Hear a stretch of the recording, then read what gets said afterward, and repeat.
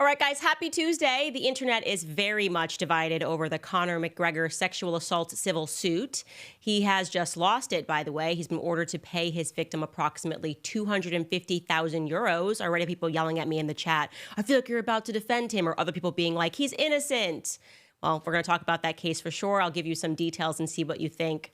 Plus, many of you guys know that earlier this year, I did indeed break a rabbi. Well, that deranged man, Rabbi Shmuley, has finally taken his harassment of me too far. And I'm going to give you guys the inside track of why we issued him a legal letter, and I'm deadly serious. And it is over him just being an outright pervert. Lastly, it's Thanksgiving week, my favorite holiday, and I'm going to tell you guys what I am most thankful for this year, and I think you might be a little bit surprised. All that coming up on Candace.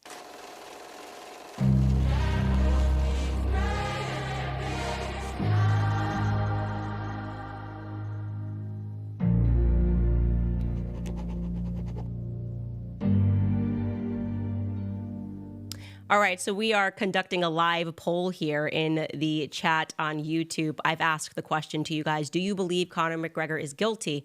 Thus far, the results, before we jump into this monologue, 56% of you have answered unsure, 25% have answered not guilty, and 19% have entered in a guilty verdict.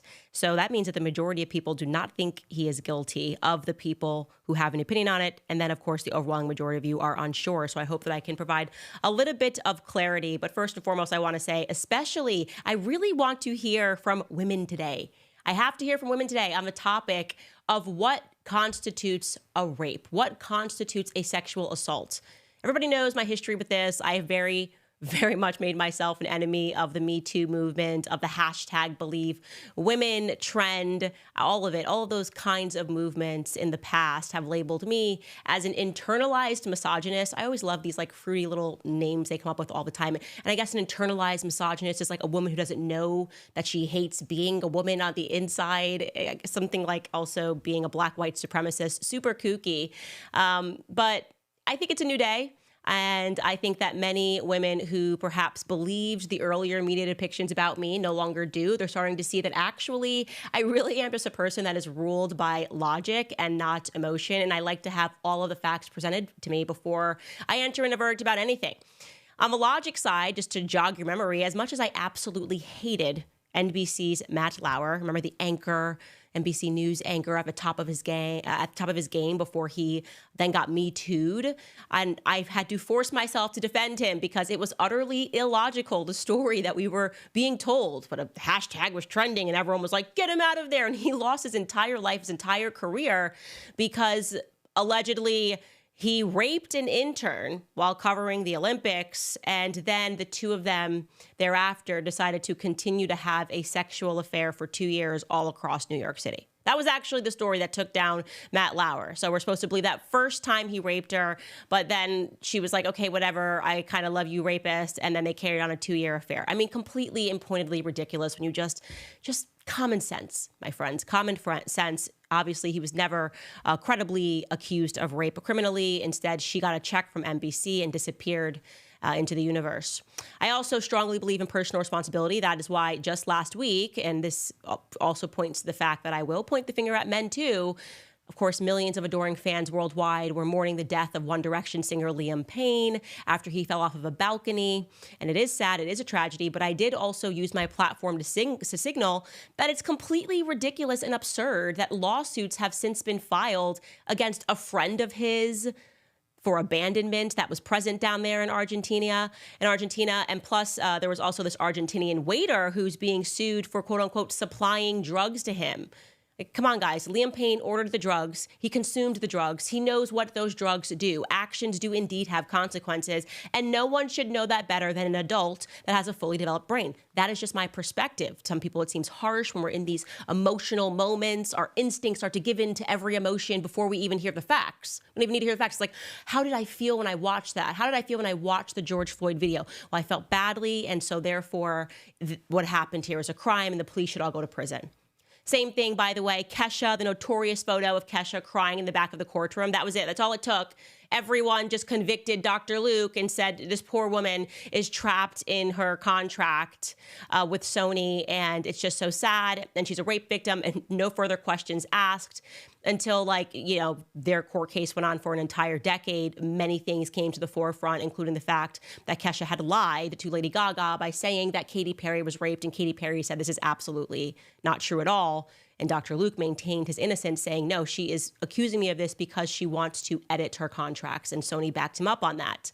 Of course, who could forget Amber Heard, the bruise on her eye? Forget it. Johnny Depp was done until he was able to sue her for defamation. And then the public really got to see what was going on behind the scenes.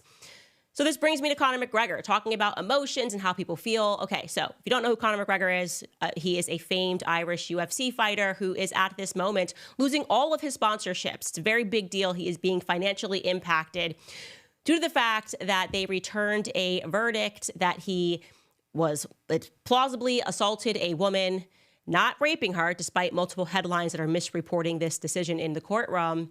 So here is what we are going to do. We're going to continue to run that poll.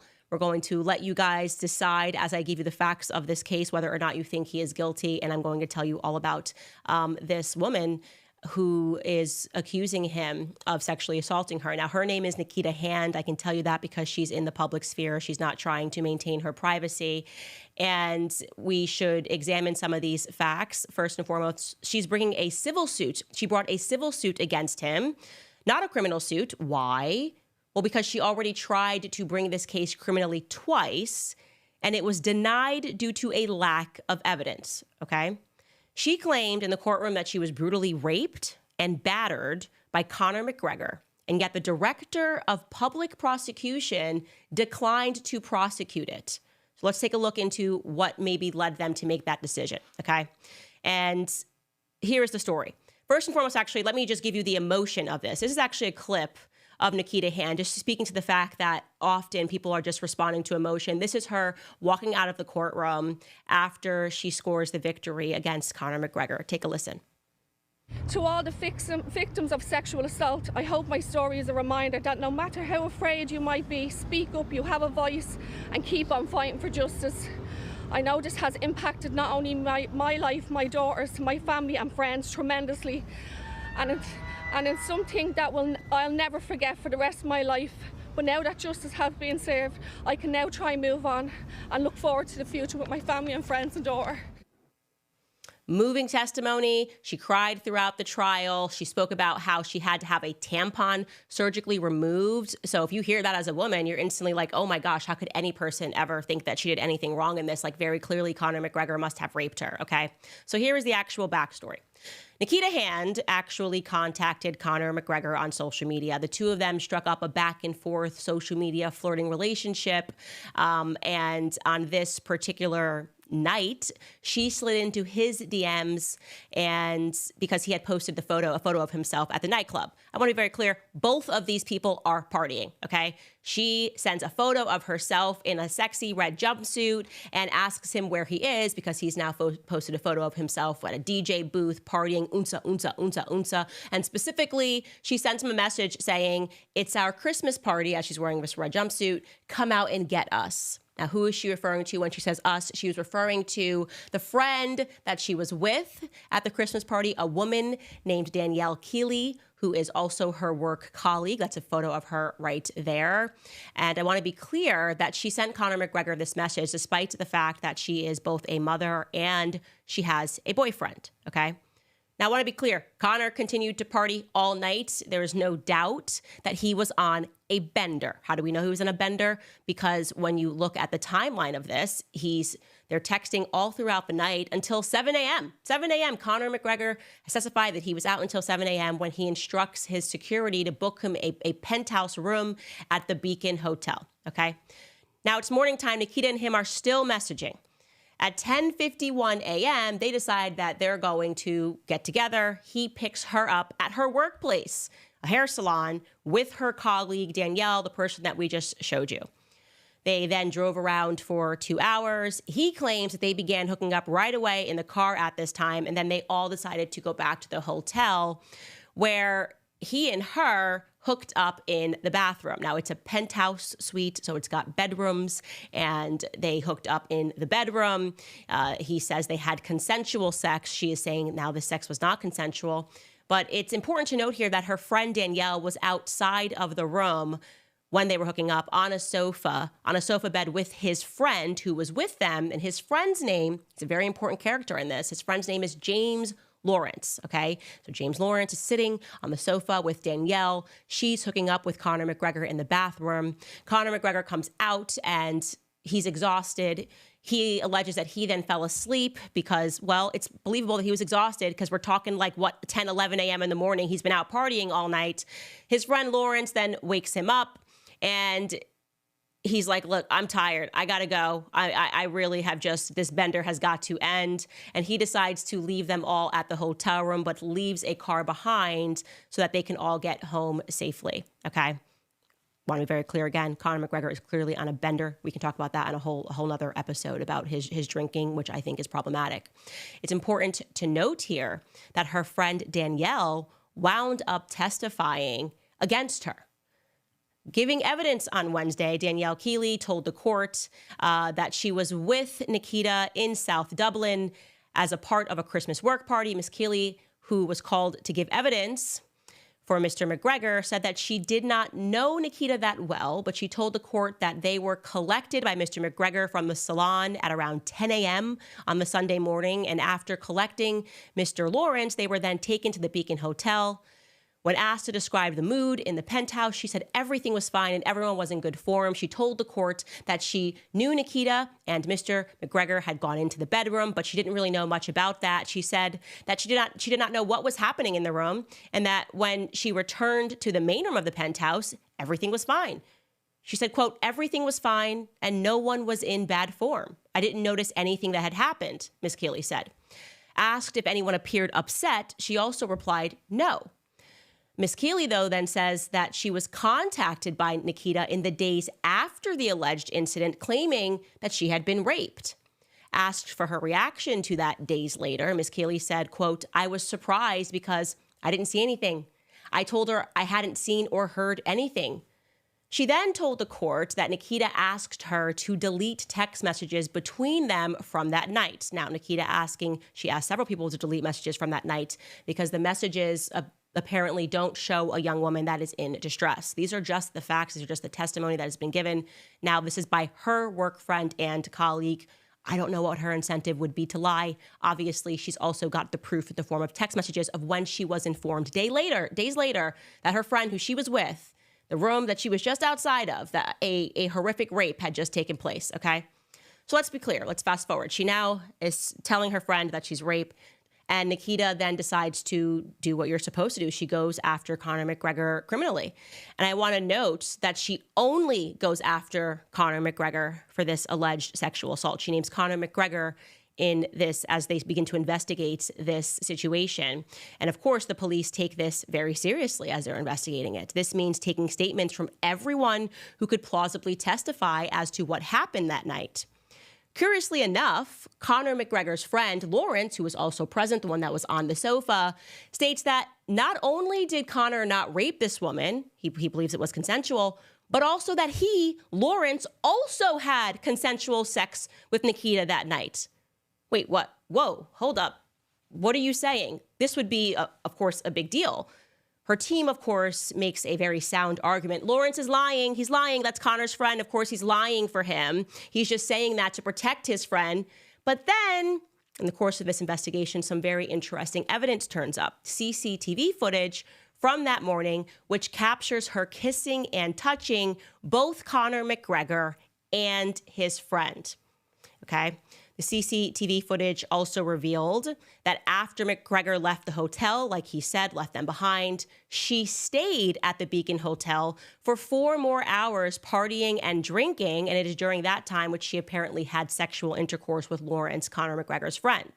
Per the BBC, quote, during almost 20 minutes of the CCTV footage, the barrister said Mr. Lawrence, and Nikita are in the basement of the hotel, and she can be seen kissing Mr. Lawrence on the cheek. The barrister said on occasion they also have their arms around each other. So Nikita says that she has no recollection of that whatsoever. Once she realizes there's footage, she says, quote, "It's not me. It's not my character. You can see how vulnerable I was. I'm stumbling. I don't want to have to look at this footage again. It's very disturbing to me," she said. Mr. McGregor's lawyer said that the CCT footage clearly contradicts the story that she told the court. She broke down. She said that she didn't agree with that assessment. She said, quote, "The CCT footage does not take away what happened to me in that room with Conor. I was brutally raped and battered. That CCT does not take away what happened to me," end quote. Okay.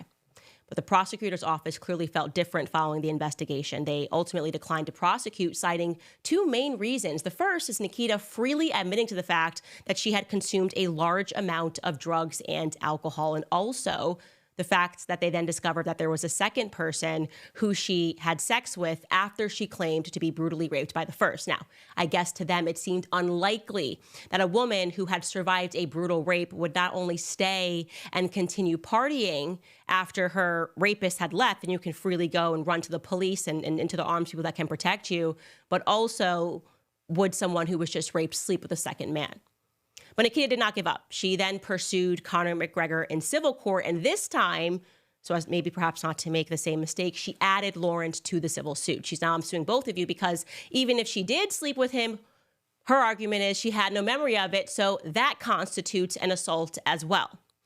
They argued, because it's Conor's side, that she was clearly of sound mind because she was sending lengthy text messages to her boyfriend the entire night, lying about her whereabouts. Obviously, as I mentioned before, she had a boyfriend, so she's doing all of this, but she's in a relationship and she also has a child. Now, you should know by now, having followed American politics, that when it comes to a civil suit, the standards for finding someone guilty is significantly lowered. It really just has to be plausible. You just have to say, "Yeah, it's plausible this happened." And we know this more than anything because of E. Jean Carroll, who won that absurd defamation case against Trump for $800 million, I think is what they awarded her, with not a literal shred of evidence other than her word. There wasn't a text message. There wasn't, "Oh, we can place Trump here," nothing. It was like from 30 years ago. Didn't matter. The jury was on her side because the jury doesn't like Donald Trump. And it's also worth noting here that regarding the Conor McGregor case, it consisted of the jury, I'm talking about the jury panel, was 8 women and 4 men. So I'm wondering if, seeing a woman cry and speak about this, all of these things, it could potentially have impacted a woman. And I think it is. I think we are naturally more emotional. And I think that us being more emotional, by the way, is a good thing. Unless it's tapped into and it's hijacked, it's a tremendously good thing. It's why we're so great with children. We're so nurturing. There's so many strengths to that until somebody hijacks it and it becomes a weakness. So I'll ask you a question again. After hearing all of that, and I'm asking women in particular, I am so interested to dive in and to read your comments. Do you think this is a situation in which she was raped, or is this a situation when a woman came to deeply regretted everything that she did and had to account for where she had been perhaps to her boyfriend? Perhaps they saw an opportunity when they saw Conor McGregor's name and said, well, he's got a lot of money and we can now sue him. What is your honest opinion about that? Because I have found over the years, I grow increasingly frustrated with this idea that people don't have to be responsible for what happens to them when they take drugs and they consume alcohol and they know what the effects of the drugs and the alcohol are. You black out. You do things that you wouldn't otherwise do. If I get high on PCP right now, live on the Candace Show, and I go and I rob a gas station, do I get to argue that it's not my fault and that the gas station owners should have known not to have all of the candy and supplies out while I was high on PCP?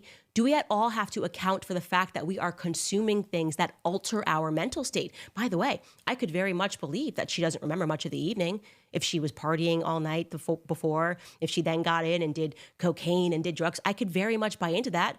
I went to college. I've seen these girls do these things. I've seen girls black out and quite literally not be able to recollect the night before. But guess what? The guys that they were sleeping with were also under the influence. They were also on drugs. The difference is that they don't get to wake up and say, well, I was on drugs, so I don't account for anything that I do. And if they did, they'd be laughed out. If they were like, oh, you slept with that girl and she's so ugly, haha, I can't believe you slept with her. He wouldn't be like, well, actually, like, you know, I drank a handle of vodka and so she took advantage of me. That circumstance just simply never happens.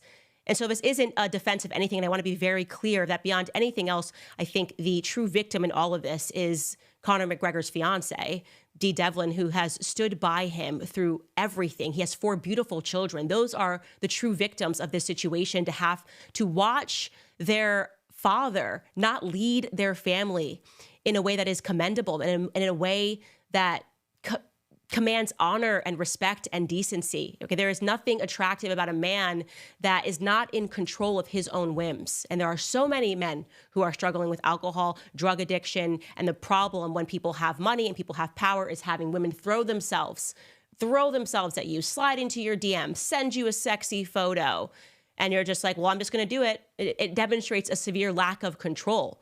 And so I'm able to compartmentalize. This is not here to defend his character, because what he did to his family is awful.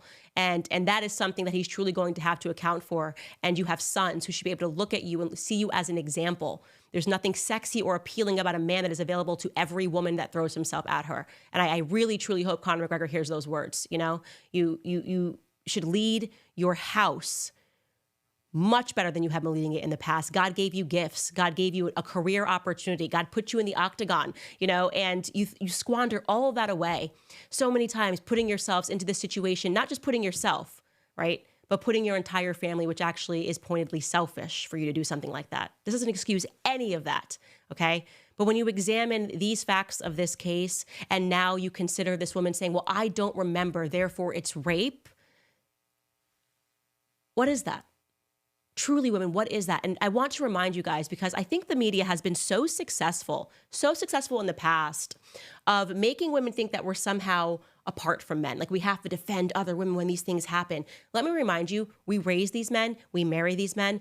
So whatever you decide in this, if you get behind this and you say, oh, she's done nothing wrong, it doesn't matter, just know that you will die by that sword if you have a son one day, okay? You make sure that you say the right thing, the moral thing, and the correct thing, and not the popular thing when it comes to trying to create a future that our sons can survive in, because I do not feel comfortable with this generation of Me Too, and I think it's harmful to true rape victims.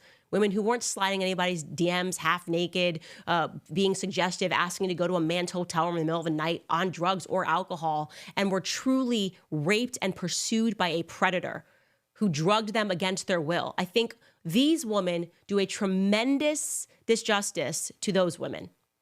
And those are my final thoughts on that.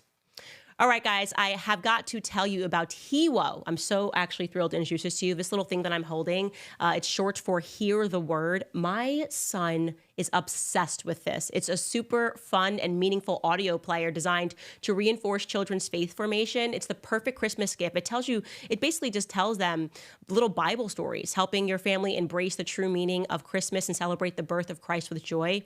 Hewo is the ultimate faith companion for kids up to 12 years old. Imagine Bible stories coming alive, inspiring the lives of great saints, faith-filled music. Every month they offer personalized content tailored to your child's age and liturgical season. From saint stories to Sunday Mass reflection, Hewo makes it easy for children to engage with their faith. And here's the best part. By choosing Hewo, you're doing good for your child and you're also supporting evangelization. A full 70% off your subscription directly funds the Catholic content creators, helping them share the gospel while blessing your family with uplifting resources. So whether you start with the starter pack, which is 30 stories and 10 prayers, or you dive into the unlimited subscription, which is hundreds of hours of content and 25% off until Christmas, visit the HewoStore.com. That's HEWO store.com to order your Hewo player while supplies last and make faith formation fun, engaging, and unforgettable for our children. Again, that's HEWO store.com today.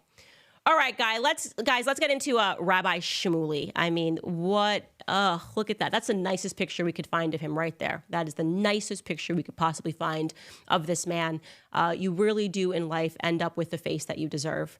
So everyone has been following this story, and truly what I can say about Rabbi Shmuley is he's just mentally deranged. He's unhinged. I think it's unfair to pretend that he represents the average Jewish person. He simply doesn't. I think most people, outside of people who are truly deranged, accept the fact that there is something very wrong with this individual.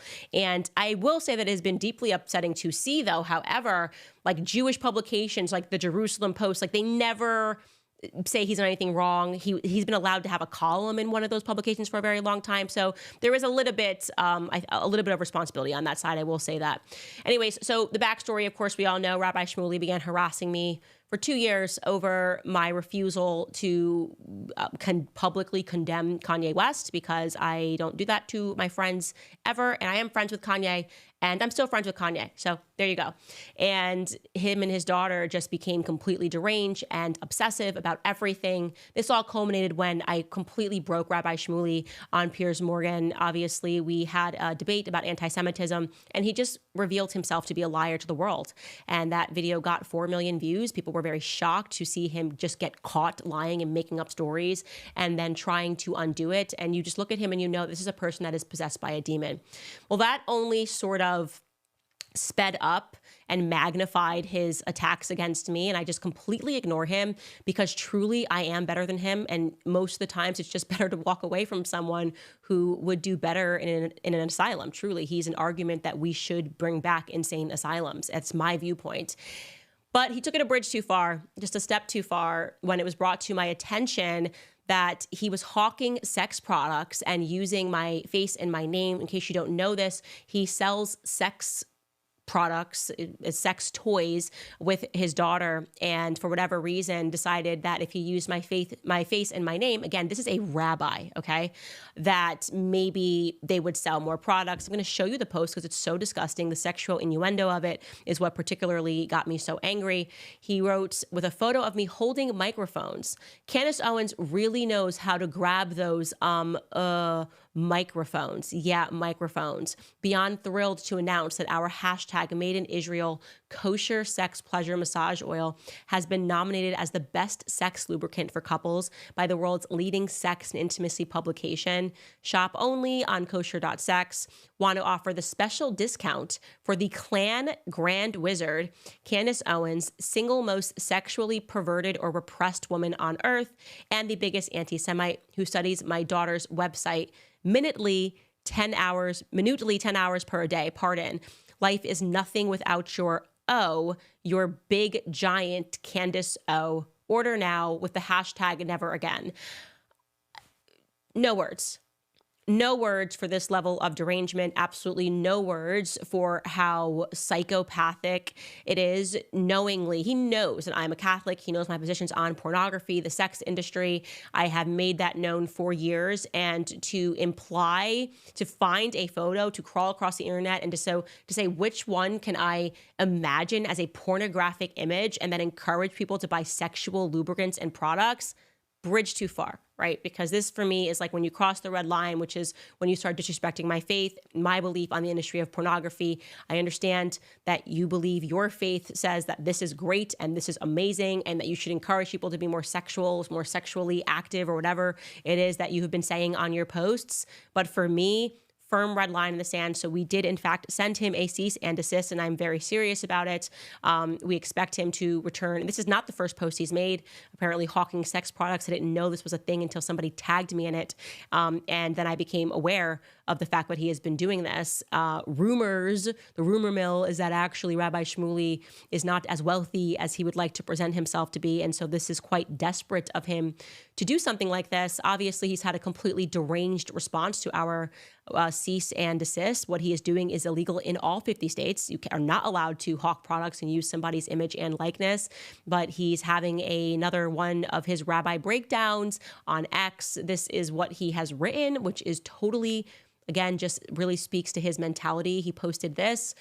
I don't know why he mentions Ben Shapiro. Ben Shapiro created Candace Owens, made millions off her anti-Semitism, and left the mess for me and my daughter to clean up. We forced Ben to fire her, got her banned and demonetized from YouTube, banned from Australia, and made her finally pay the price for calling IDF Nazis. Now Candace is suing me. I intend to subpoena every last communication between Candace and Ben Shapiro and his company and find out every last cent. A Jew with a yarmulke made off Candace's blood libel and praise for Hitler lovers, and force Ben to donate every dollar to widows of the IDF. How dare he hold on to millions in blood money? Get ready for the trial of the century.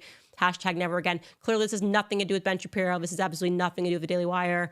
My understanding is Ben has untagged himself from this, likely because everyone understands that Rabbi Shmuley is mentally unwell. Of course, Ben will have nothing to do with this lawsuit if he does not stop hawking my name with sex products, because why on earth would I have to submit text messages between me and Ben when you are using my name to advertise sex products? It's just a fully deranged man, but wanted to let you guys know because he just has a way of just lying consistently and just making stories up and dragging other people into it. He's now done posts talking about how he's also going to subpoena messages between me and Kanye West. What on earth are you speaking about? Genuinely, someone put this man on a Psych 5150 hold. If you have any decency or love for your father, I know you've got daughters, like, he obviously needs to be restrained in some capacity because he just does things like this. It's just so embarrassing. Anyways, I don't take stuff like that sitting down. I really do think that Christians in general just need to develop a bit more of a spine on these issues and take psychopathic people like him to task. Anyways, you guys, good news. Harris is telling her advisors, Kamala Harris is telling her advisors and allies that she is keeping her political options open. She's been instructing people that it's possible that she may run in 2028, which means we are going to be so back on the genealogy series, or she even may run for governor in her home state of California. I think that's more likely. I think they will probably recognize, the DNC, that she just can't put together a sentence, and it was a bit ambitious for her to run nationally, but they might be able to, in a state that has forever mail-in ballots, make something happen for her while they push who is likely to be Gavin Newsom to the forefront for 2028. That's my prediction. Anyways, she has taken apparently repeated phone calls telling people that she intends to stay in the fight. She's expected to explore other possible paths forward with family members over the winter holiday season, according to people that are in her inner circle. And they said, quote, she doesn't have to decide if she wants to run for something again in the next 6 months. The natural thing to do would be to set up some type of entity that would give her the opportunity to travel and give speeches and preserve her political relationships. There will be a desire to hear her voice, and there won't be a vacuum for long, a person close to Harris said. Kamala, we look forward to it. As I said, I potentially regret standing against you, because I do miss you. I miss your word salads. I miss covering you. I miss our genealogy series. It was exciting to get your father's birth certificate. Thank you, by the way, to those of you that pointed out to me that obviously his last name shouldn't have been Harris on his birth certificate, because neither his father, Oscar, or his mother's last name was Harris. Oscar, we then learned when he was like 36, changed his last name to Harris. Prior to that, it was Brown. So when Donald Harris was born, his father's name was Oscar Wilde Brown, and his mother's name was Beryl Finnegan. So why is there a Donald Harris on a birth certificate at all? If you guys know what I'm talking about, for those of you who have followed genealogy series, it is a bit weird. We're not going to talk about that today. I just needed to honorably mention that you guys emailing me that. Don't worry, we are not throwing away our files on the Kamala genealogy, because we do suspect that she will be in public. All right, guys, reminding you about Pure Talk. It's important to think about what charities and causes and brands that you give your hard-earned money to support, which is why I love supporting my cell phone company, Pure Talk. It is a veteran-led company supporting veterans in their passion project, and that's why Pure Talk has alleviated $10 million in veteran debt. That's why they donate tens of thousands of dollars every month to help prevent veteran suicide, and that's why they just donated $50,000 to Micro Works, providing scholarships to veterans learning trades after active duty. It's definitely a company that you can get behind, so it is time to jump ship from Verizon, AT&T, and T-Mobile. There's a better option. Pure Talk gives you the same great coverage, America's most dependable 5G network, for half the cost, and you'll be helping our vets. It's a win-win. So go to puretalk.com/Owens today and switch to a company that invests in American jobs to better serve you. Again, go to puretalk.com/Owens, and you'll save an additional 50% off your first month. Pure Talk, America's wireless company. Okay, before I get into your comments, I do want to let you guys know what I am most thankful for this year. So Going into Thanksgiving week, this is our last episode before we get back on Monday. And me and my family, who they're all running around upstairs, I'm the person that hosts Thanksgiving. It is the holiday that drives me crazy, but I love it. I just love it. It's food, it's children laughing, it's sports on the television, and there's no presents involved. It's just eating.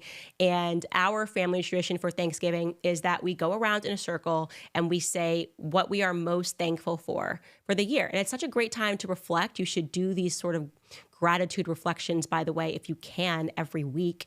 Like I say, I always do that at Mass. I begin my prayer in gratitude. And I was thinking about that. I was going, what is my thing going to be for Thanksgiving this year? Like, what am I most grateful for this year? And the craziest thing occurred to me that truly, from the bottom of my heart, I am the most grateful to God that I got fired this year. It's just such a crazy thing to think about. And I don't say this out of pride. I don't say this out of ego. And I hope that any person listening to this takes a lesson, I think. So often, which has been the circumstance in my life, that every time I believe that God is sending me a curse, especially when I grew up and I was like angry at God because you're a teenager and you're just like, God is obviously not real because why would he let people suffer? That was my perspective when I experimented with atheism. And especially you're like, well, why would God let me grow up poor? Why would God not let me have parents that stayed together? My parents divorced. Why would God do all this? If there is a God, why would all this happen? And as I began to reflect on my life, as I got older and I got married, I realized that every time there was ever any hardship, whether it was a circumstantial hardship, whether it was a financial hardship, truly, when you reflect, you realize that it was something that God wanted you to go through because there was a bigger picture at the end of it. And so I got a lot smarter in my adult years. And over the last, I would say, 8 years now, when I experience any sorts of hardship, I immediately just thank God instantly in a prayer. I'm like, I don't know what this is about. I don't know why you would do this so randomly, why you want me to go through this, but thank you already because I know that you see a bigger picture, and it has changed my life in so many ways. And I reflect on this year, and I remember being in Amsterdam with my husband when the news dropped and it was global. Like most people can just like leave their job or get fired and they don't have to read about it worldwide. And it was trending in Amsterdam. Like Candace Owens, Crisis King was trending in Amsterdam. And I was going, whoa, this is really big. This is crazy. It's a complete firestorm. Everybody's got an opinion about it. My favorite opinions were the people that truly were betting against me and people who I would have said were my friends. I mean, writing pieces, saying this, saying that. But I knew that there was going to be a bigger picture, and going through it, getting out on the other side, which brings me to the second piece of this. I am so just grateful that I have the husband that I have. I genuinely, this year, I always thought I had like the greatest, strongest relationship, but this year just proved to me that there couldn't possibly be a greater or stronger relationship out there between a husband and a wife than me and my husband, because we were just rock solid through it all, like just truly on each other's side. It really is the blessing and the sacrament of marriage. You can truly get through anything. You know, I wish that partnership on everyone. I truly do. I wish you find your other person, your other half, and you realize how much stronger you become of a person, and the things that you can face together with faith at the center of your relationship.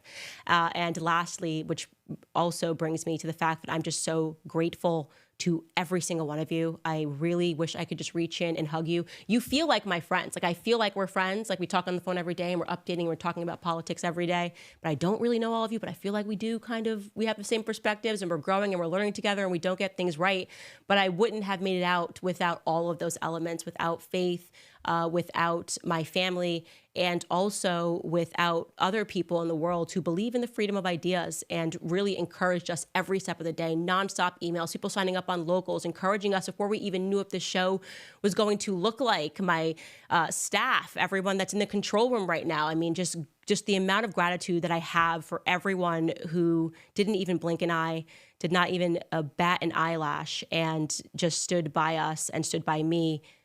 Just number one thing that I am grateful for this year. So I truly wish you guys the best Thanksgiving. I encourage you to take on this Thanksgiving tradition, to sit down and think about what you're grateful for, and to be sure that you include something that you would have otherwise thought was perhaps a curse, and to remind yourself that you may be being blessed when you believe that you're being cursed. So that's all I want to say about that. I want to read some of your comments before we wrap this show. First, I want to throw it to American Financing because the Fed has dropped interest rates. So you have to call my friends at American Financing. Now is the perfect time to consolidate your debt, reduce your monthly expenses. A lot of us have been forced to use credit cards because of the ridiculous prices for groceries, power, even childcare. It's so expensive now. With credit card rates being so high, that debt can get expensive. But with mortgage rates dropping, now is the perfect time to wipe that debt out. American Financing is helping homeowners just like you save an average of over $800 a month. They're even closing some in as fast as 10 days.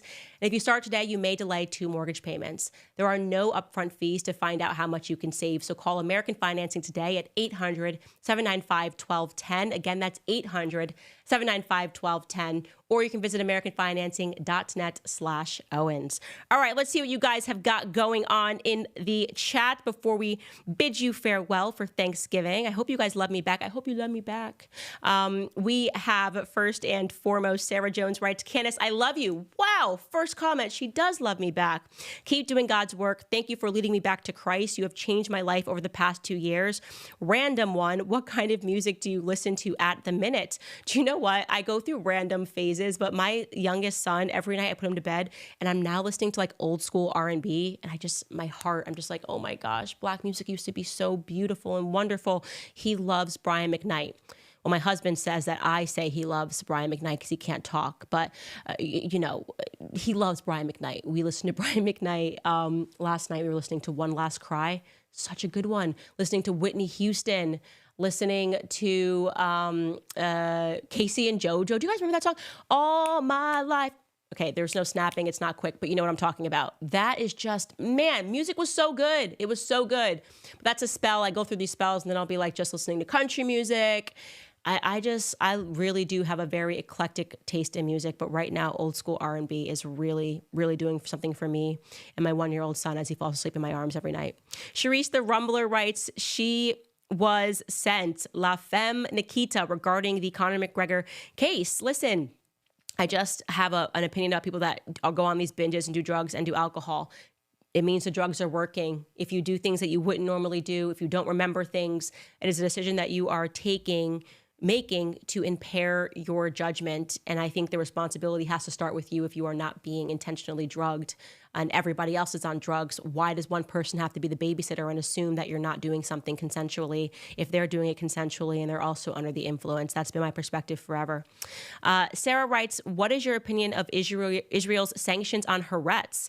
Major respect to the Jews standing up to Netanyahu. Yes, I did see Haaretz, by the way, for those of you that are not aware, it is a publication in Israel and they have been very anti-Netanyahu, basically saying that this is a selfish war. They have called it an ethnic cleansing, what's happening in Gaza. These are Israelis, right, that are saying this. And so they have been sanctioned in some way by Netanyahu's government. And that's crazy. What that makes me think is just, how is it possible that you have these like clones walking around, like these neocons being like, it's the only democracy in the Middle East. It's like, oh, that's like committing an ethnic cleansing that has an apartheid state and that censors speech.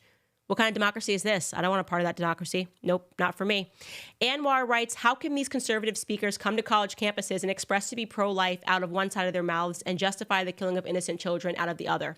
Very simple. So it's called being hypocrites. It's great. If you're a hypocrite, you can do whatever you want. You can speak out of both sides of your mouth. Cherise says, you can see demons flickering in Shmuley's eyes. Not a real name, not a real holy person, probably not even a real human. Of course, he'd sexualize. He isn't working for the Lord. Gross AF. Totally agree with you in that assessment. There's something that is fundamentally, it pours off of him where you just go, this is a person that is possessed. Look at this picture. I'm sorry, you guys. I know you're like, Candace, it's Thanksgiving week. Please don't do this. No, look at it. Look at it right now. We're not going to take it down for 5 more seconds. Let's sit in silence. Sorry, guys. I'm sorry, but you had to see it. If I had to look, you had to look, okay? And lastly, Scad Kui writes, I'm a 26-year-old guy, and my biggest fear has always been being accused of rape by any crazy lady. the story that I heard about innocent men who had their lives destroyed are unbelievable. Yeah, we should probably go back and I should do an episode on Brock Turner, because that case is crazy and nobody even knew what happened. It was just what they plucked up out of obscurity to go to the press with, because it was like Hillary Clinton time and they needed like the whole narrative about women. Nobody even knows the facts of that case. It's stunning to me. That's another one that was fully tried by the media. But there's tons of circumstances like that. And I just think that women are better than that. I really do. And by the way, this is why I don't drink and I don't do drugs. You know, maybe I have 4 glasses of wine a year. I've never, since I got into politics, I pulled myself completely away from drinking because I saw that culture of people in politics drinking and just what it does to people. And I lived a really good life in my early 20s. And I got to tell you something, I didn't find any happiness at the bottom of those Red Bull vodkas. I really didn't. And now I love my life so much that I'd like to be sober for it. I want to remember it. I want to see it. And there's no reason for me to be getting blacked out. There's the real thing is so much better. What am I trying to visit? Who am I trying to see? I also think alcohol truly does lower your inhibitions and allows demons to get into your soul, but we'll save that for another day. Lastly, 123B writes, thank you for what you have done, Candace, and for reminding us that God, Jesus Christ, is what matters most. Ave Maria. Like I said, I'm always blessed to be able to share my thoughts with you guys. I never take it for granted. All right, guys, as we head into Thanksgiving, I hope you guys are cooking or doing a lot of eating, one or the other, reminding you that we have our Black Friday bundle deals because Black Friday is coming up. 4 different bundles: the Stannis Get a Helmet bundle, the Stannis Forgotten Country bundle, the Stannis Crisis King bundle, and lastly, the one that everybody loves, which is the Stannis Blackout bundle, me hand autographing that. Imagine me doing that all this week, because that is what I will be doing with 1,000 books on the way, because you guys desperately wanted me to restock that. And that's a good one to grab, because we'll be announcing my sophomore book the beginning of next year. I think in January we'll be announcing it. I'm really, really, really excited about it. You guys will be able to own a little mini Candace collection. Thank you. I love you guys. I hope you love me back. We will see you next Monday.